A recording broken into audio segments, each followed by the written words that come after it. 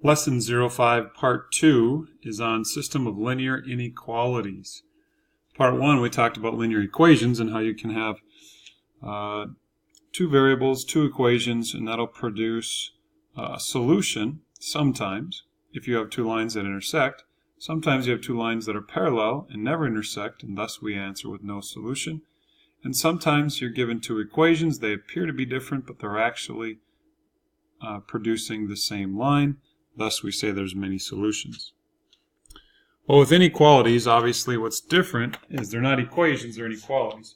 You can see right here, that's a less than symbol, okay, that I just circled in blue. This is a greater than symbol that I circled in red.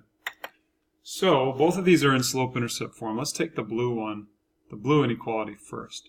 So you'd want to graph that inequality by first plotting the y-intercept at positive 7 right here.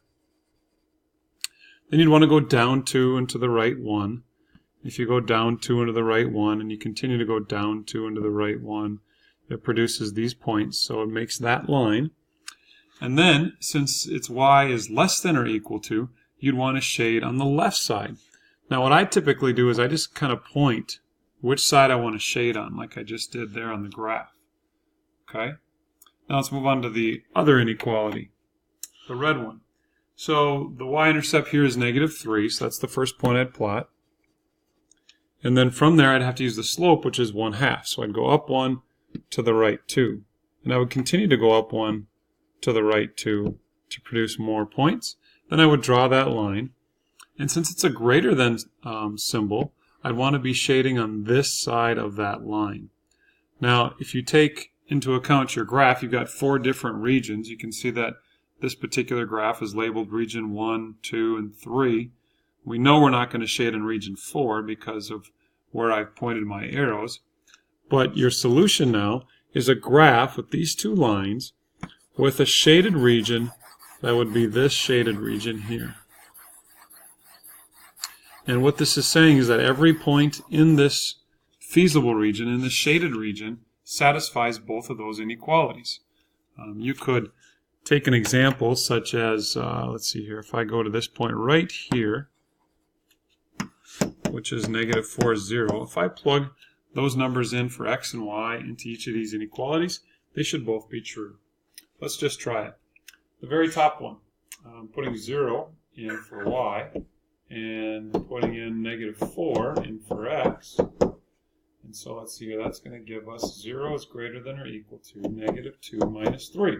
Which is, of course, a true statement. Let's now put the same coordinate point into the bottom inequality.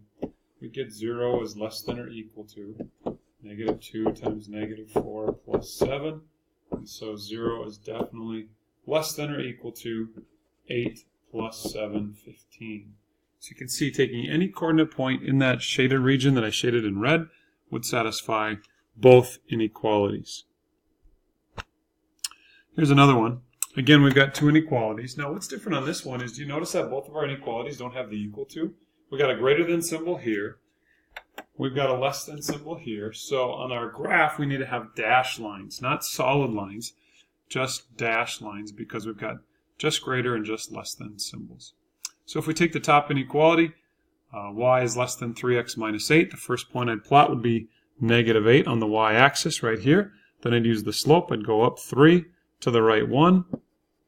I'd continue to go up 3 to the right 1, make that dash line right there, and then I'd understand that since it's a y is less than, I'd want to shade on this side of that dash line.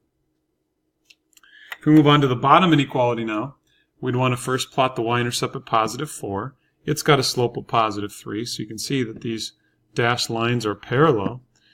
I'd make that dash line, and then because it's a greater than symbol, I'd want to shade on this side of that line. And thus, your answer is this graph that has two shaded regions.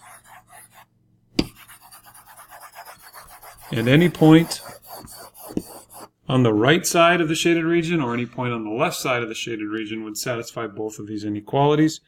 The only points that would not satisfy it would be these points in between the two parallel lines. So let's just test that out right here. Like, let's take the coordinate point 0, 0.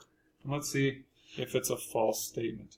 Is 0 less than 3 times 0 minus 8? Is 0 less than negative 8? No, it is not. Now at this point I don't need to test the other one, but let's just test the other one.